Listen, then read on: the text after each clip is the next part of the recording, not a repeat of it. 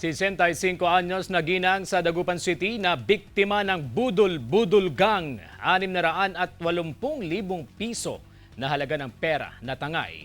Narito ang report. Tanging ang shower curtain na ito ang naiuwi sa bahay ng 75 anyos na ginang matapos mabiktima ng budol-budol sa Dagupan City. Hanggang ngayon, walang gabi, walang araw. Tanungin mo, yan yung anak niya. Walang gawin araw, hindi ko iniisip. Pinagdadasal. Umiiyak habang inaalala ng biktimang si Pasita. Dito na pangalan kung paano siya nakapag-withdraw ng 600,000 piso sa bangko at natangay ng 4 na mga sospek.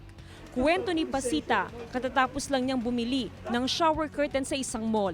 Dediretso ito sa isang fast food chain para kumain. Pero nilapitan daw siya ng isang lalaki na nagpakilalang kaibigan ng kanyang anak. Isa raw itong seaman at may ibibigay na pasalubong at pera para sa kanyang kaibigan. Isinama raw ang biktima sa sasakyan ng sospek at dito na raw ito nilito-lito. Binigyan ako ng bag. Nilagay ko doon. Yung pala mga balot-balot na papel na hindi ko alam.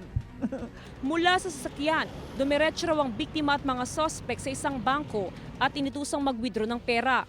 Matapos mag-withdraw, bumalik raw sila sa isang mall para kumain. Ibinaba siya sa harap ng mall, pero di na siya binalikan ng mga ito. Dito na raw siya kinabahan, kaya tinignan niya ang kanyang bag, pero ang pera nawawala na.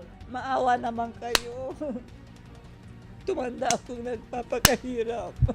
Para sa pagtanda ko yan eh. Para may magastos naman ako, hindi ako humingi sa mga anak ko. Nakakuha na ng kopya ng CCTV footage ang PNP pero hindi pa isinapubliko habang patuloy ang investigasyon sa kaso. Paalala ng pulisya sa publiko na huwag basta-basta makikipag-usap at maniniwala sa mga hindi kakilala. Nililito yung lalong-lalo na ang mga victims, yung mga senior citizen. Madali silang lituhin. Yun, may mga kasama yan, hindi lang iisa, kundi grupo yan. Kasama si Henry Duminsil, ako si Jasmine Gabriel Galban, naghahatid ng Balitang Amyanan.